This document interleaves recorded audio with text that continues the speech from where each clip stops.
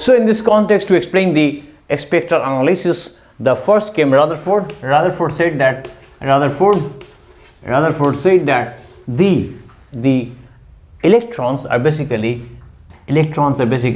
rotating around the nucleus. The nucleus, which is having the whole mass of the atom, and it is a nucleus. Nucleus contains, for hydrogen it is only the proton, and the electron is rotating around the nucleus. Rutherford said by his gold leaf experiment, he did what is a gold foil, basically gold foil. It is a thin gold foil. We say thin gold foil, very thin gold foil. And of course there was basically the alpha ray basically was coming through this, and alpha ray source was like passing through this, and of course this is basically going like this, few of them going like this, but mostly they were passing through like this, passing through like this, and it was passing through like this, let's say like this, it is over here like this, and 1 in 20,000 was basically retracing the path. 1 in 20,000 retracing the path. 1 upon 20,000 approximately retraces the path. So then he said that the few of them also diffracted, like that. That is, the changes their path from the mean path. So this is basically gold foil experiment of Rutherford, and it is basically the scattering experiment. He said that if it is scattered, let's say if the particles is alpha ray, always the source of alpha ray, and alpha ray is scattered, he found some calculative studies, like he said that NT is the number of scattered particles, scattered alpha rays. He got some quantitative approach on this, basically. Now in the Rutherford scattering experiment, alpha ray scattering experiment, we took a very thin gold foil basically, and the particles were basically, I said just now that it was going through almost in a straight line, few of them scattered, and 1 in 20,000 retraces the path.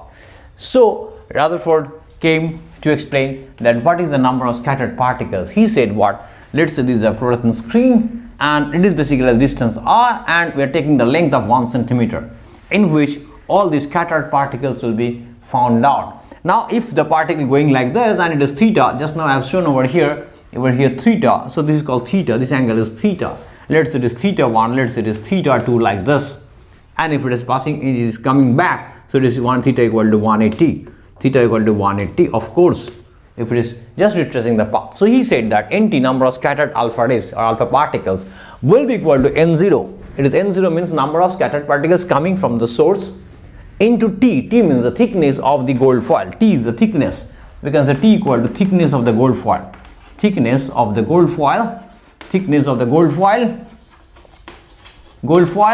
And N is nothing but number of atoms.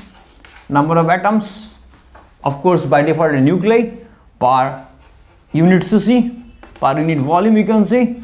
And M is the mass of scattered particles. I mean the alpha ray. M is the mass of alpha particle. V is the velocity of the alpha particle. And R is basically the distance r over here. That is r equal to radius. R is the distance, and say distance. R is the distance between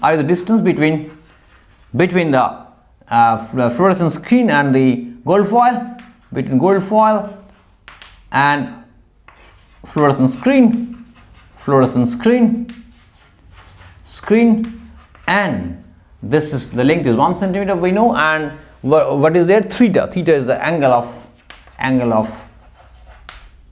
scattering. That is the mean from the deviation from the mean path is angle theta. He found that this is a quantitative calculation. NT will be like this. That means what we can say that more the number of scattered alpha particles coming out from the source, it will be increasing. NT, scattered alpha ray scattering will be more, thickness more, low thickness, high high thickness means more number of atoms on the path of the alpha particle. So of course the NT also will increase. N is the number of atoms, more the density of the atoms, more will be the number of alpha ray scattered. Z is the charge of the nuclei of the bombarded element. Let's say charge of, or the number of protons. You can say number of protons. It is number of protons, or atomic number of the gold. E is the electronic charge. Also you can write E is the electronic charge, or charge of electron. So of course Z, more the number of Z, more will be the deflection of the alpha particle, because the alpha particle is by default it is doubly charged helium nucleus, basically 2He4, doubly charged helium nucleus. This is basically alpha particle. So more the Z, the more the number of protons on the bombarded nuclei, more will be the deflection, or you can say more will be the scattering. So Z is square, Z is the number of protons, E is the electronic charge. Of course there is the electrostatic force of repulsion. mv square means basically over here m is the mass of alpha particle and v is the velocity of the alpha particle, and r is the distance from the fluorescent screen and this. The more the r, less will be basically the nt, and more the theta, less will be basically nt. So this is basically nt means number of scattered particles. So it's very, very important. Rutherford found this through the experiment. Now what his conclusion was? What was Rutherford's conclusion? Rutherford's conclusion was that atom is basically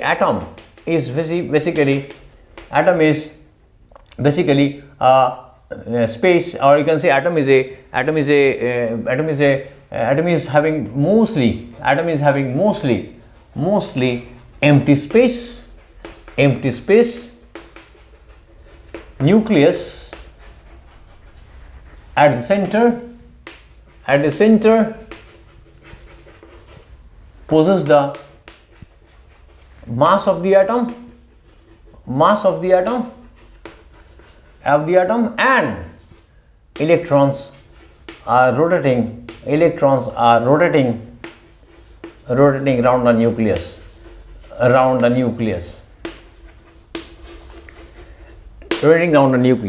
Now first thing is that here we are talking about the atom is basically is having mostly empty space. Nucleus at the center possesses the mass of the atom, and electrons are rotating, basically they are basically rotating around the nucleus. And he said that radius of nucleus is almost equal to, is very, very small, is approximately 10 to the minus 15 meter. Radius of nucleus is 10 to the minus 15 meter, and radius of atom is basically approximately 10 to the minus 10 meter, he said. So now question is that how he can say that the radius of nucleus is so small, and thus, so he made the understanding to theory like this. Let's say let's say it is alpha particle, it is bombarding on the wall, let's say over here. Now if it is like this, it is bombarding on the wall, let's say over here. Here it is infinity, we are talking about infinity. So here the kinetic energy will be half mv square of alpha, m alpha v alpha square, and potential energy will be 0, because at a large distance from this, and if over here number of protons is basically Z in the nucleus, and charge of electron is E. So of course here at infinite distance potential energy will be 0, and the kinetic energy is the potential energy, this potential energy term, this is kinetic energy term. When it is bombarding with this atom, what happens is that, suppose it is the atom, let's say it is a nucleus, basically it is bombarding with the nucleus. See, the nucleus radius is r. If I say r nucleus, so quite naturally it is r nucleus basically. So then we can see when it is hitting on the nucleus surface, of course there will be deflection like this. So when it comes with the velocity v, and it goes out it goes out knocking the surface, obviously potential energy will be there, no kinetic energy, because at this point velocity is basically 0, velocity equal to 0. So now we can say that half m alpha v alpha square is equal to, that is kinetic energy plus potential energy at this point, let's say point A, and let's say this point B on the surface. So at the point A, it is half m alpha v alpha square, kinetic energy plus potential energy 0, equal to kinetic energy over here 0. So 0 kinetic energy plus potential energy, how much? K into ZE into 2E divided by R. nucleus. So therefore this is a relation from which we can find out R nucleus will be equal to, we can say that R nucleus will be equal to, it is basically 4k z square, 4k z square divided by basically 4k z square by m alpha v alpha square. So with the help of this quantity, that is, we know that R nucleus is equal to this, so you can see that R nucleus goes over here, 2 over goes m alpha v alpha square in the denominator. So obviously R nucleus can be 4k z square m alpha v alpha square. K is a constant for the medium. The value is 9 into 10 to the power 9 Newton meter square Coulomb to the power minus 2. With the help of putting Z, E, M alpha, V alpha, we'll be able to find out our nucleus and radius of nucleus. That's why he said that is approximately 10 to the minus 15 meter and atomic radius is approximately 10 to the minus 10 meter. So atom's radius is 10 to the 5 times that of the radius of nucleus. So this was the development from the side of Rutherford. Now before going to the again Rutherford's development, we are talking in terms of the neutron, proton and electron. Let's see again, let's go back, a little bit and then again come from the Rutherford to Bohr theory like that.